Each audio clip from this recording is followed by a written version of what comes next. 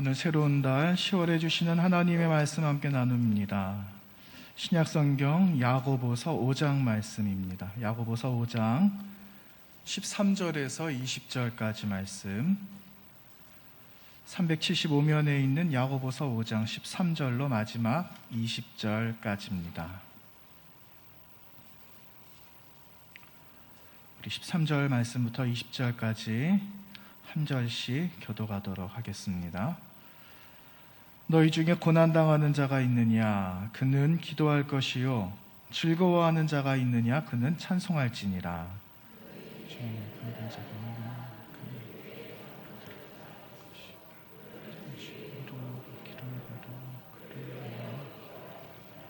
믿음의 기도는 병든 자를 구원하리니 주께서 그를 일으키시리라. 혹시 죄를 범하였을지라도 사하심을 받으리라.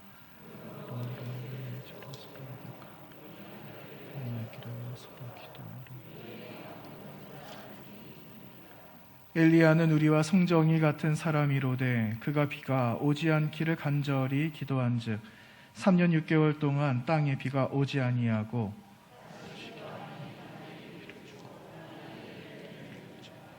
내 형제들아, 너희 중에 미혹되어 진리를 떠난 자를 누가 돌아서게 하면 너희가 알 것은 죄인을 미혹된 길에서 돌아서게 하는 자가 그의 영혼을 사망에서 구원할 것이며 허다한 죄를 덮을 것임이라. 아멘. 시온 찬양대 찬양하시겠습니다.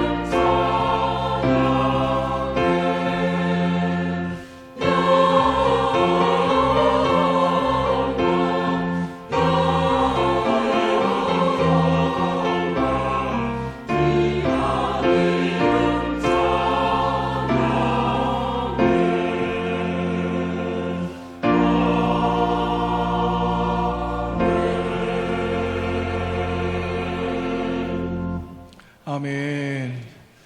한 주간 평안하셨습니까? 새로운 달을 하나님 허락해 주셨습니다. 지난 9개월 동안 또 주신 하나님의 은혜를 고스란히 우리의 영혼에 채우고 새로운 10월 한 달도 우리가 믿음으로 힘써 살아내는 귀한 새로운 달이 되시기를 축복합니다. 여러분, 오늘 말씀의 제목이 고난을 이기는 능력입니다. 고난. 여러분, 고난이라는 이 단어를 이렇게 들으시면 여러분 가장 먼저 생각나시는 것이 있습니까? 나는 아직도 늘 고난 가운데 매여 있다 하시는 분도 계시고, 이전부터 지금까지 고난에서 벗어나지를 못하고 있다 하시는 분들도 계실 거고, 또 어떤 분들은 또 새로운 고난이 나에게 다가오면 그것을 또 어떻게 이겨낼까 하시는 분들도 있을 겁니다. 이 말은요, 우리는 고난에서 벗어날 수가 없다라는 말입니다. 그렇습니까? 고난에서 벗어날 수 있습니까? 고난에서는 우리가 마음먹기에 달려있겠죠. 그래, 세상 사람들도 마음먹기에 달려있다라고 말하겠지만 우리는 세상에 있는 사람들과 똑같은 대답을 하지 않아요. 우리에게 주어진 큰 산이 있잖아요. 하나님이라는 산이 있잖아요. 그리고 믿음이라는 이렇게 언덕에 비빌 만한, 그렇죠? 의지가 될 만한 그런 분이 우리에게 계시잖아요. 그래서 우리는 또 고난이 앞에 있어도 또 지나간다. 또 새로운 고난이 오면 또 그것을 또 기쁨으로 맞이할 수 있는 거죠. 이것이 세상과 우리가 다른 것 아니겠습니까? 그래서 그 모습을, 그 마음을 여러분 잘 지키면서 끝까지 여러분 주님 오시는 날까지 잘 간직하시기를 부탁드립니다. 여러분, 고난이라는 이 말은 그리스도인과 뗄 수 없는 단어들 가운데 하나입니다. 굉장히 밀접한 단어다라고 말할 수가 있겠죠. 그런데 그래서 그런지 고난이라는 이 단어가 익숙은 하지만 또 그렇다고 그렇게 즐거운 단어는 아니에요. 기쁨이 되는 또 단어도 아닙니다. 만약에 필연적으로 고난을 당해야 된다라고 한다면 어떤 사람들은 운명처럼 그 고난을 맞이하는 사람들도 있겠죠. 그렇지만 우리는 그 고난을 운명으로 받아들일 자들이 아니다라는 거예요. 여러분, 그리스도인에게 고난은 무엇일까요? 그리스도인에게 고난은 삶의 어느 정도까지 차지할까요? 여러분, 고난이라는 것이 우리 그리스도인에게는 삶의 전부다라고 해도 과언은 아닐 거예요. 왜냐하면 여러분, 우리가 구원을 얻었잖아요? 그런데 그 구원을 우리가 어떻게 얻었습니까? 구원이 그냥 우리가 예수 잘 믿으니까 그냥 구원 받은 것도 있겠지만 우리가 구원을 예수 그리스도의 고난으로부터 시작이 되고, 그리고 예수 그리스도의 고난의 그 완성을 통해서 우리가 고난 속에 구원 얻게 된 백성 아닙니까? 그래서 여러분, 세상이 당하는 고난과 우리가 당하는 이 고난은 차원이 다르다라는 겁니다. 여러분, 우리 주님의 고난은 완전한 구원을 이루는 길이 되었습니다. 그래서 요한복음에서는요, 우리 주님을 어떻게 표현하고 있느냐? 나는 길이다, 나는 진리다, 나는 생명이다, 그렇게 말씀하고 계세요. 그래서 우리는 길과 진리 생명 되시는 예수 그리스도, 그분만 따라가면 현재의 고난도 넉넉하게 이겨낼 줄로 믿는 것입니다. 여러분, 이 승리가 저와 여러분과 우리 교회와 우리 함께 예배드리고 계시는 분들과 한국교회, 온 세계 교회 가운데 동일하게 주시는 하나님의 마음 감동되시기를 간절히 원합니다. 여러분, 오늘 우리가 나누었던 야고보서 말씀이요, 5장 13절에서 20절까지 말씀 나누었는데, 이 말씀은 사실은 우리가 일상 가운데 살아가면서 쉽게 경험할 수 있는 삶의 문제라는 겁니다. 그런데 그 삶의 문제를 어떻게 해결할 것인가, 그 해결의 방법을 우리에게 말씀해 주고 있어요. 그리고 조금 더 나아가서는 우리를 미혹하게 하는 것들이 있죠. 우리를 힘들게 하는 것들이 있고, 진리하는 것들이 복음으로 위장을 해서 우리에게 이것이 복음이다라고 말할 때 현혹돼서 넘어가는 사람들이 얼마나 많은지 몰라요. 그런데 그들을 우리가 어떻게 삶 속에서 도와줄 수 있을까에 대한 기준들, 방법을 오늘 야고보 사도가 우리에게 말씀하고 있는 겁니다. 여러분, 이 문제들은 사실은 우리 삶에서 뗄 수가 없는 거죠. 기록되어져 있는 문제들뿐만 아니라 살아가는 많은 삶의 내용들은 실제 우리가 떼어내고 싶다고, 내가 원치 않는다라고 해서 내가 이것을 멀리 쳐낼 수 있는 능력은 우리에게 없습니다. 그 중에 인간의 삶은 고난의 연속이라고 말해도 과언이 아닌 것처럼, 그렇지만 우리는 그 고난을 극복할 수 있다는 거죠. 어떻게 극복할 것인가? 바로 믿음을 지킴으로써 믿음이 자꾸 성장하게 되면 우리가 그 성장하는 시간을 통해서 고난을 다시 한번 재해석하게 되고 고난을 어떻게 받아들일 것인가를 깨달을 수가 있다라는 겁니다. 여러분, 지나간 한 주간 동안 고난당하신 분들도 계실 거예요. 고난 중에 계시는 분들도 계실 겁니다. 그런데 우리가 시간을 그냥 보내는 것이 아니라 말씀 가운데서 자꾸 하나님을 생각하고 주시는 마음을 우리의 영혼에 채우고 또 날마다 변화되기를 원하는 그 마음으로 살아가는 과정 속에 하나님은 현재 지금 이 고난, 지금도 내가 끌어안고 살아가고 있는 고난, 앞으로 다가올 이 모든 시간들을 넉넉하게 감당하고 이겨낼 수 있도록 우리에게 지혜를, 능력을 주실 것이라는 거죠. 그래서 여러분, 그 믿음을 가지시고 여러분, 매일매일 고난 앞에 넘어지지 마시고, 고난 앞에서 주저앉지 마시고, 두려워하지 마시고, 그것을 넉넉하게 받아들이시고 그것과 함께 하나님의 영광을 취하시는 저와 여러분 되시기를 다시 한번 부탁드립니다. 여러분, 지금까지 살아오면서 경험했던 고난 잠깐만 좀 생각해 볼까요? 여러분, 그 고난이 왔을 때 여러분, 그 고난이 여러분 힘들게 했던 순간이었어요. 저에게도 고난이 왔을 때는 왜 하나님 이런 고난을 주셨을까? 여러 가지 생각을 하게 했던 순간이었습니다. 그런데 그 고난이 견디지 못할 만큼 어려웠습니까? 그때는 그렇죠. 그런데 지금 와서 생각해 보면은 이겼구나, 또 지나갔구나 생각하잖아요. 고난 때문에 하나님을 원망은 하지만 하나님을 등지면서 살아갔던 내가 하나님을 등져야 되겠다, 그렇게 마음을 잠깐이라도 가질 수는 있지만 우리가 이 자리에 나온 것은 그 하나님을 등질 수가 없기 때문에 우리는 다시 그분의 위로를 받아 이 자리에 있는 것 아니겠습니까? 고난이 있기는 해도 고난이 우리를 어떻게 할 수는 없다라는 겁니다. 하나님께서 그 고난을 지금까지 겪게 하시고 우리는 등에 짊어진 채로 살아오기도 했지만 하나님은 넉넉하게 이기게 하셨기 때문에 오늘 우리는 이 자리에 있게 된 줄로 믿습니다. 그래서 고난은 여러분, 우리가 하나님을 알게 하는 통로가 돼요. 하나님을 발견하게 돼요. 하나님을 알게 되죠. 하나님의 생각을 알게 됩니다. 그리고 그 하나님을 경험하기 때문에 우리는 그 하나님을 세상에게 들려줄 수밖에 없어요. 그 하나님을 믿어보라고, 그 하나님을 한번 섬겨보라고, 그 하나님과 함께 살아가는 인생이 어떤 삶인지를 경험해보라고 우리가 증인으로 살아가는 것 아니겠습니까? 그래서 여러분, 오늘 말씀 야고보서 5장 13절의 말씀에는요, 야고보 사도가 오늘 말씀의 주제와 같은 말씀 한 절을 우리에게 권면합니다. 다 같이 한번 읽어보겠습니다. 너희 중에 고난당하는 자가 있느냐? 그는 기도할 것이요. 즐거워하는 자가 있느냐? 그는 찬송할지니라. 아멘. 여러분, 고난이 뭘까요? 다시 서두로 왔습니다. 여러분, 고난이 뭐겠습니까? 철학과 같은 이러한 질문을 여러분 받으시면 어떤 생각이 드세요? 별로 좋아하지는 않으실 것 같아요. 여러분, 고난이 뭐죠? 김 집사님, 고난이 뭐예요? 이렇게 질문을 드리면 고난은 뭐뭐뭐입니다, 이렇게 대답하시는 분들도 계실 거예요. 여러 가지 대답들이 있겠죠?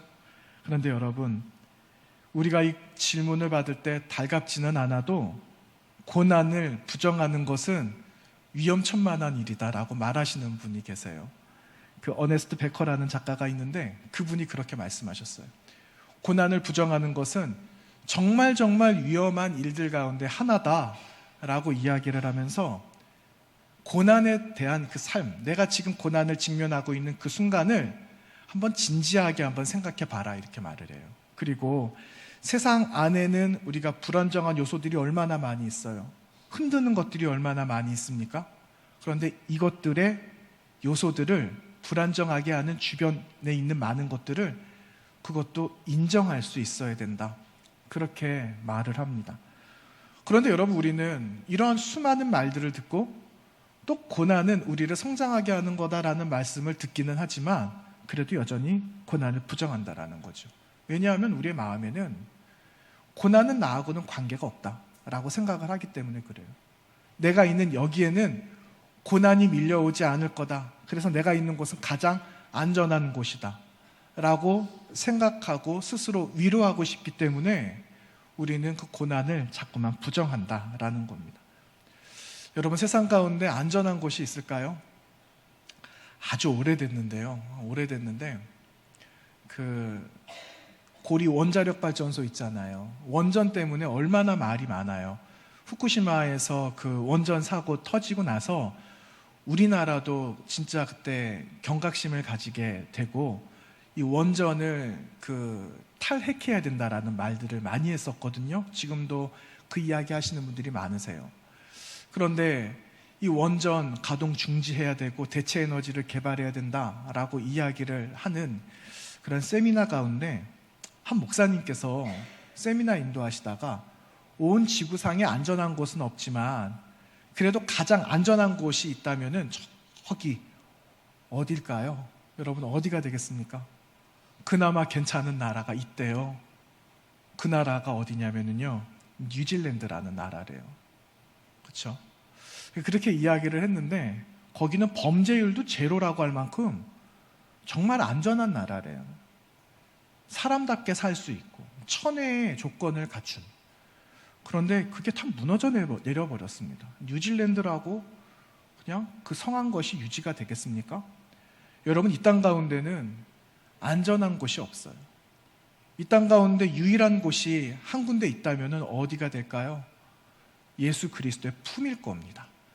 우리 주님의 그 품이 가장 안전한 곳임을 여러분 믿습니다. 여러분, 우리는 유한한 존재라는 것을 알고 고백합니다. 그런데 억지로 부정을 하죠. 억지로 부정이라도 해서 우리는 영원히 살기를 바라요. 어떻게 하면 영원히 살 수 있을까? 어떻게 하면 내가 해를 받지 않고 살아갈 수 있을까? 그렇지만 이 오류를 벗어나야 되기 때문에 오늘 야고보 사도는 우리에게 어떤 말씀을 하느냐 하면은 하나님이 바라시는 것을 찾아야 된다라고 말을 해요. 하나님이 바라시는 것이 무엇일까요? 그것은 거룩한 하나님 사람의 간구예요. 거룩한 의인이라고 성도라고 부름받은 사람들이 간구해야 되는 그 간구를 통해서 우리는 고난을 이길 수가 있다라고 말을 합니다. 여러분, 그 거룩한 성도의 간구가 뭘까요? 그것은 믿음 있는 기도를 말하는 거예요. 믿음만이 이기게 하는 겁니다. 믿음만이 우리를 흔들리지 않고 온전하게 하는 거예요. 내가 지금 반석 가운데 이렇게 있다. 반석도 흔들리긴 하거든요. 그런데 내가 반석, 하나님의 그 반석 가운데 굳건히 내가 흔들리지 않겠다. 어떤 시험과 그 위기가 와도 흔들어도 나는 여기서 내려가지 않겠다 하는 것이 여러분 믿음이라는 거예요. 한 그리스도인이 있었습니다. 여러분, 이 사람은 저와 여러분처럼 하나님의 말씀을 잘 이해했던 사람이에요. 오랜 시간 동안 하나님을 잘 섬겼던 사람입니다. 그런데 이 사람이 실패를 하고 말았습니다. 그리고 이 사람이 실망을 하게 되죠. 시간이 갈수록 상실감의 늪에 빠져서 헤어나오지를 못하는 겁니다. 그동안 하나님의 말씀을 믿고 들으면, 이 말씀만 믿으면 된다라고 그랬는데 그 진리의 하나님 말씀이 이제는 내 마음에 와닿지가 않는 겁니다. 여러분, 여기까지는 우리 모두의 이야기예요. 일자리와 가족을 한꺼번에 잃어버린 그리스도인 계속해서 이렇게 말을 합니다. 예수님만 있으면 모든 어려움이든 다 헤쳐갈 수 있다는 얘기를 내가 이미 들어서 원론적으로 다 알고 있다. 그런데 가진 걸 전부 잃어버리고 나에게는 예수님만 남게 되니까 내가 비로소 그분만으로 충분하다라는 사실을 내가 이제서야 깨닫게 되었습니다. 여러분, 이 글을 저는 보면서 내가 지금까지 그 원론적으로 알았던 이성적이고 지식적인 거는 다 알았는데, 그 다 알고 마음에도 있는데 이제 남은 건 예수밖에 없다라고 하는 순간 나는 모든 것이 절망이었습니다. 저는 그렇게 이어질 줄 알았어요. 그런데 이 글의 끝은 어떻게 되었냐면은 마지막에 비로소 누가 남았을 때요? 마지막에 누가 남았을 때요? 내가 남았을 때요? 예수 그리스도 남았을 때. 예수 그리스도가 남았을 때 비로소 그분만으로 충분하다라는 사실을 내가 비로소 알게 되었습니다. 여러분, 무엇이 가능하게 한 것입니까? 이건 믿음이라는 거예요. 믿음으로 할 수 있는 그 고백을 통해서 그가 어려움은 있지만 남아있는 예수 그리스도가 모든 것을 해결해 주실 것이다. 또한 나아가서 지금 내가 살아온 인생보다 더한 인생을 나에게 하나님 기회로 주실 것이다 라는 그 믿음이 있었기에 그는 예수님이면 충분합니다 라고 고백을 했던 겁니다. 여러분, 반전이잖아요. 반전. 도전도 되고요. 여러분, 이 고백이 누구의 고백인지는 모르겠습니다. 고난은 하나님을 만나는 결정적인 찰나가 된다. 고난을 통해서 내가 모든 것을 다 잃어버리는 그 순간 그 자리에 남는 분은 누구냐? 예수밖에 없다라는 거예요. 그래서 예수님만 남으니까 우리는 그분을 온전하게 만날 수 있는 순간이 되는 겁니다. 기회가 되는 거죠. 그 기회를 발로 차버리면 안 되는 겁니다. 여러분, 요즘 젊은 사람들이 바닷가에서 서핑보드 많이 탄답니다. 그래서 젊은 친구들이 서핑보드를 빌리고 하루 몇 시간 그냥 교습을 받아서 바닷가에서 파도를 타러 나간대요. 예전에는 장비도 구해야 되죠. 배워야 되려면 레슨비도 내야 되죠 하니까 들어가는 비용이 굉장히 많거든요. 근데 요즘은 그냥 돈 몇만 원만 가지고 가면 그냥 한두 시간 서핑보드 타고 하는 거를 익숙하게 배우게 된답니다. 보드도 빌려주고요. 그런데 여러분, 그 바닷가에서 보드를 탈 때 필요한 게 있어요. 뭐가 필요할까요? 보드 탈 만한 유니폼도 필요하겠죠? 그리고 또 뭐가 필요할까요? 고글 이런 것도 필요할까요? 어쨌든 몸은 가볍게 해야 될 거예요. 그런데 장비보다 중요한 게 있어요. 그것은 파도라는 거예요. 파도. 잔잔한 물 위에서는 보드가 나아가지 않아요. 그런데 파도가 있어요. 그냥 파도 안 돼요. 여러분, 여기 해운대 송정바닷가에서 잔잔하게 있는 그 파도는요, 그냥 재미만 느낄 뿐이지 재미가 별로 없습니다. 정말 그 파도를 타려면 집채만한 파도를 만나야 되는 거예요. 집채만한 파도를 만나야지 높이 올라갈 수 있어요. 멀리 나아갈 수가 있는 겁니다. 그래야 제대로 느끼는 것 아니겠어요? 그런데 여러분이 파도는 얼마나 무섭습니까? 파도가 그냥 내 앞에 밀려올 때 너무너무 두려워. 이 파도 때문에 생명 잃는 사람들도 얼마나 많이 있어요? 그런데 궁극적으로 이 보드를 타고 높이 올라가기 위해, 멀리 나아가기 위해서는 바로 이 고난이라는 파도가 있지 않으면 할 수가 없다라는 겁니다. 여러분, 집채 같은 파도가 있지만, 고난이 있지만, 여러분, 우리는 그것을 두려워하지 않습니다. 무엇이 있기 때문에요? 믿음이 있기 때문에.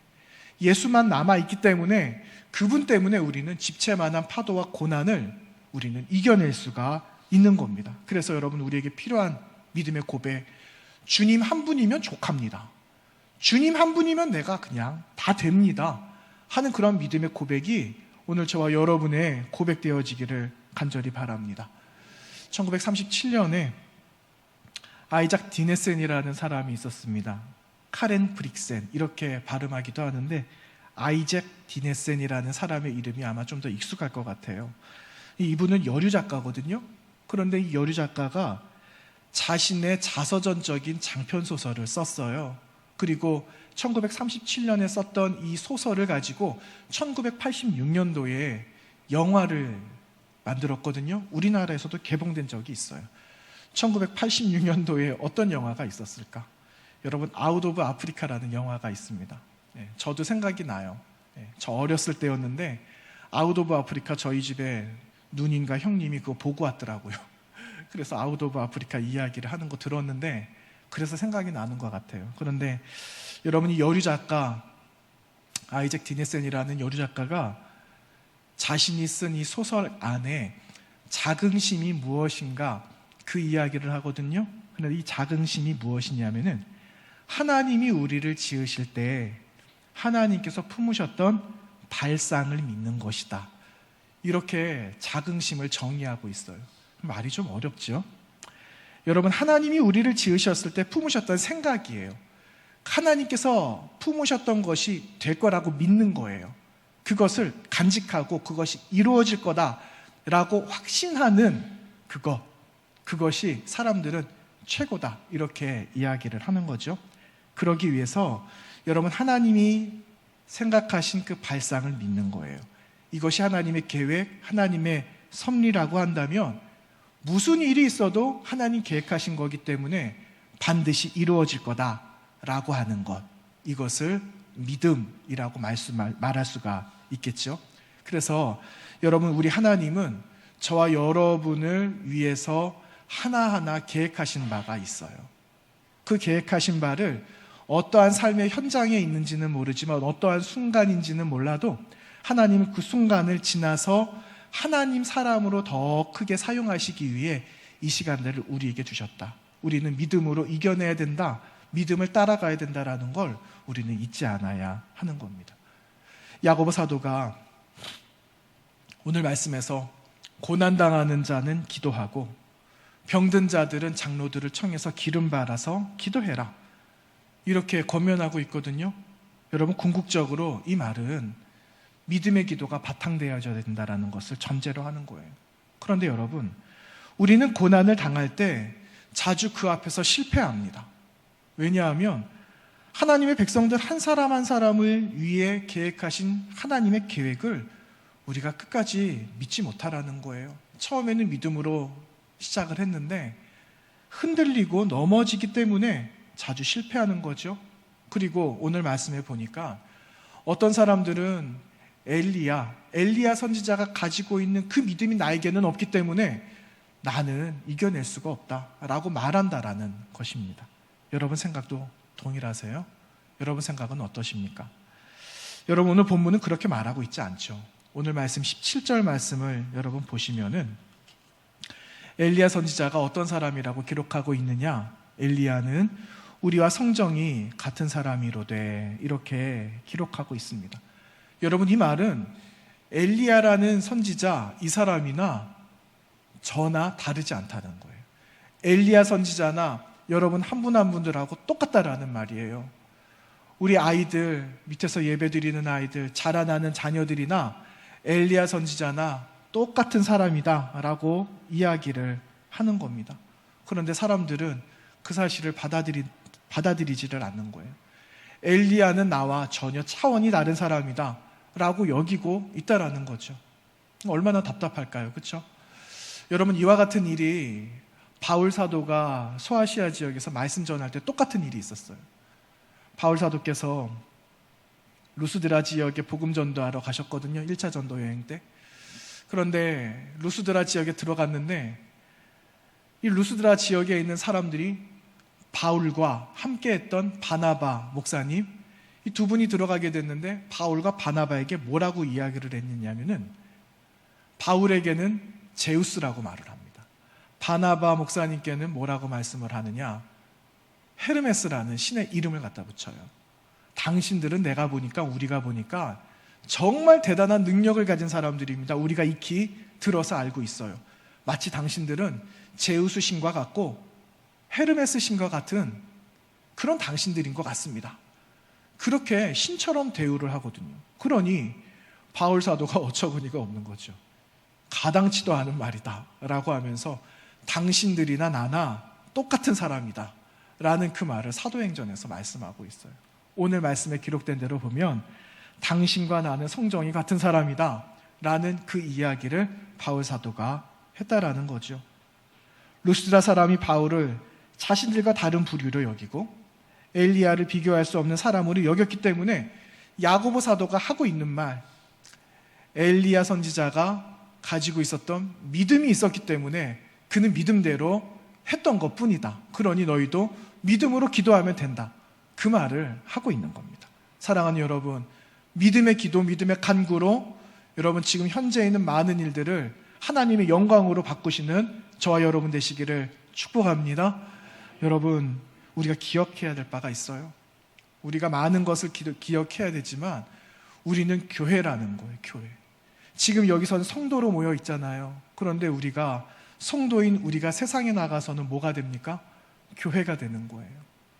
교회로서의 모습을 보여주고 교회로서의 사명을 감당하면서 살아가고, 성도와 교회가 되었다라는 건 책임 있는 사명을 감당하면서 살아가야 된다는 말과도 같거든요. 여러분, 엘리야 선지자 이야기 조금만 더 해보겠습니다. 엘리야 선지자가 기도를 했어요. 그런데 처음 기도했던 기도 제목이 뭐였습니까? 하나님, 이 땅에 비를 많이 내려주십시오. 그 기도했습니까? 그렇지 않았어요. 하나님, 이 땅에 비가 내리지 않게 해주십시오. 이 기도를 했어요. 몇 년을 비가 안 왔습니까? 3년 6개월. 열왕기상에는 3년 이렇게 나오거든요. 그런데 여러분, 3년이라는 시간 동안 비가 안 온다고 생각해 보세요. 여러분, 무더웠던 지난 여름에 장마 기간이 있지만 장마 기간에도 비가 한 방울도 내리지 않았다? 온도는 38도 이상 올라가고 있는데 비가 오지 않는다? 그러면 땅은 쩍쩍 갈라지겠죠? 얼마나 살아가기가 힘들겠습니까? 생명이 죽어요. 풀도, 식물도, 생물도 다 죽어요. 동물들도 쓰러져요. 사람들도 말할 것 없죠. 그런데 3년 동안 비가 오지 않았다? 여러분, 이거 무슨 말일까요? 이것은요, 하나님의 은혜가 이제는 차단되는 거예요. 하나님의 은혜가 차단되지는 않아요. 그렇지만 하나님께서 우리에게 일상의 은혜 가운데 그분을 보면서 우리는 살아가야 되는데, 비를 하나님 그쳐주십시오 하는 것은 생명이 이제 더 이상 살아날 수 없는 조건이 되었다라는 거예요. 여러분, 이스라엘 지역에는 이른 비 늦은 비 와야 됩니다. 이른 비 늦은 비가 와야지 싹이 트고 생명이 자라나면서 열매를 맺거든요. 그런데 이른 비 늦은 비 볼 수 없는 거예요. 생명을 거둘 수가 없어요. 그러면 사람들 무엇을 먹고 살아가겠습니까? 굶주리겠죠? 아무것도 할 수 있는 게 없어요. 그런데 이보다 더 심각한 게 있어요. 더 심각한 것은 하나님을 예배할 수 없다라는 거예요. 여러분, 이 말은 무슨 말이냐? 이스라엘 백성들이 소중하게 여기는 7가지의 열매가 있어요. 다음에 제가 한번 말씀드리겠습니다. 7가지의 소산물이 있는데 이 소산물을 거둘 수가 없다라는 것은 하나님을 온전하게 예배할 수 없다라는 것과 같은 거예요. 그러니 하나님을 볼 수 없어요. 하나님을 만날 수 없어요. 우리 생명은 고난 가운데 있어요. 3년 가운데 비를 얻지 못하고 고난 중에 있었다라는, 이것을 위해서 간구했던 엘리야의 기도는 생명마저 포기하면서 내가 하나님의 뜻을 구하겠습니다 하는 그의 의도와 그의 결정과 그의 선택이 그 기도에 있었다라는 겁니다. 여러분, 3년 후에 어떤 일이 일어납니까? 그가 다시 기도하잖아요.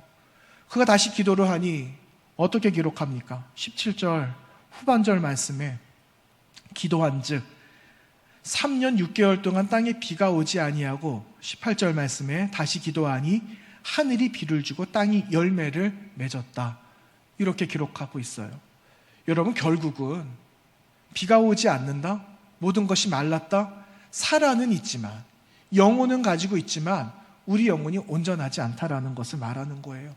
3년이라는 완전한 시간 이후에 하나님께서 우리에게 비를 주시고 열매를 맺게 해주셨다라는 건 하나님이 없이는 우리가 살아갈 수 없는 존재입니다라는 것을 고백하고 깨닫게 하시기 위해서 하나님은 엘리야 선지자를 통한 그 믿음의 간구를 통하여 우리를 깨닫게 하셨다라는 겁니다. 여러분, 믿음의 기도가 필요해요. 저도 필요하고 여러분에게도 필요하고, 이 땅에는 하나님께 간절히 기도하지 않아도 될 사람이 단 한 사람도 없어요. 모든 사람들이 그 믿음의 간구로 하나님의 긍휼을 구하면서 기도해야 됩니다. 여러분, 비가 내리지 않은 것이 고통일까요? 하나님을 알지 못하고 영적 소경으로 살아가는 것이 고통일까요? 무엇이 고통이겠습니까? 하나님의 말씀 없이 살아가는 것이 고통인 겁니다. 그래서 우리는 하나님 앞에 간절하게 엎드려야 돼요. 매일매일 하나님의 긍휼을 구하면서 살아가야 되는 겁니다. 여러분, 결론적으로 말씀을 좀 정리해 보겠습니다. 여러분, 역사 앞에서 만나는 수많은 고난을 이기기 위해, 그리고 그 고난을 맞서는 수많은 사람들이 있는데 그 많은 사람들 가운데 이 땅에 단 3사람 있다라고 한번 해볼까요? 한 사람은 어떤 사람이냐면은 자신에게 주어진 역할만 충실하게 하는 사람이에요. 여러분, 이런 사람이세요? 자, 두 번째 사람은 어떤 사람이냐? 성취와 만족을 굉장히 대단한 것으로 여기는데, 나도 내가 누리는 것도 중요하지만 다른 타자도 이러한 삶을, 유익을 누려야 된다 하는 사람도 있어요. 여러분, 첫 번째 사람이세요? 두 번째 사람이세요? 아직 대답하시면 안 됩니다. 마지막 3번째가 중요하거든요. 3번째 사람은 어떤 사람이냐? 3번째 사람은 처음도 두 번째도 중요하지만 어디를 볼까요? 위를 보는 사람이에요. 3번째 사람은 위를 보는 사람이에요. 위를 본다라는 건 하나님 보는 사람이겠죠. 여러분, 이 사람은 제도 안에 있는 사람이 아니에요. 틀 안에 있는 사람이 아니에요.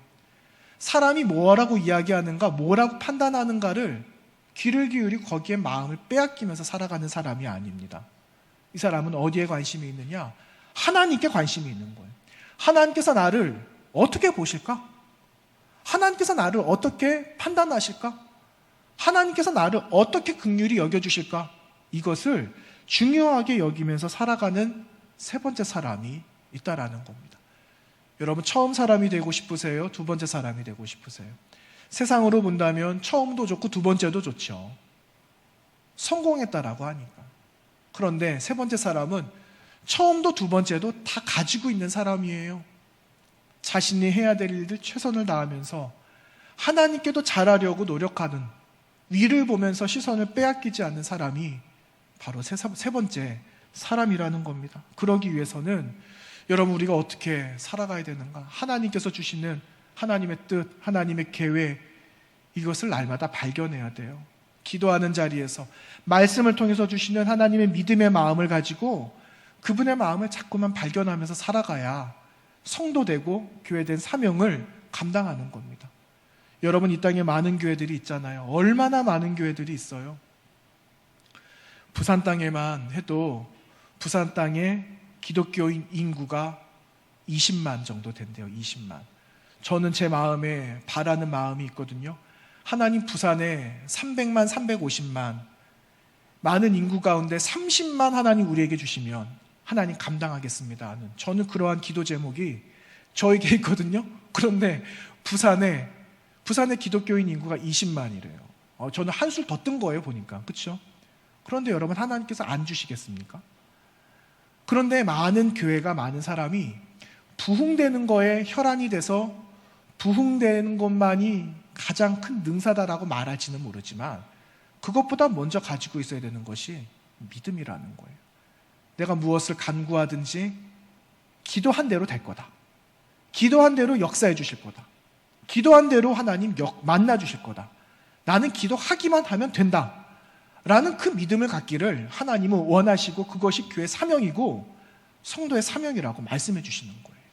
여러분, 우리가 그 사명을 잊지 않아야 되겠습니다. 이번 주 한 주간 살아가시면서 기도하면 된다, 기도하면 만나 주신다, 기도하면 역사가 일어난다, 기도하면 놀라운 능력 가운데 우리 교회가 하나님의 영광을 드러내는 교회로 다시 세워지게 될 거다, 많은 것들을 우리가 믿고 의지하면서 하나님께 믿음으로 간구하는 이번 한 주간이 되어져야 되겠습니다. 어디에 있든지 주님의 이름으로 승리하시고, 어디에 있든지 하나님으로 인하여 만족하면서 살아가는 우리 성복교회 믿음의 식구들, 흩어져서 예배하시는 한 분 한 분들의 삶의 자리가 되시기를 부탁합니다. 함께 기도하겠습니다. 하나님 아버지, 감사합니다. 부르시고 세워주셔서 성도 되게 하시고 교회 되게 하셔서 감사합니다. 교회로서의 사명, 성도로서의 사명을 감당하기 위해서 하나님, 믿음으로 하나님의 영광을 바라보고 누리는 우리 교회가 되게 하여 주시고, 우리가 기도한 대로 될 것이다, 기도한 대로 하나님께서 역사해 주실 것을 믿으며 이번 한 주간 승리해 나가는 우리 모든 성도들, 이 땅의 수많은 교회들, 하나님의 백성들 되도록 인도해 주옵소서. 예수님 거룩하신 이름으로 기도하옵나이다. 아멘.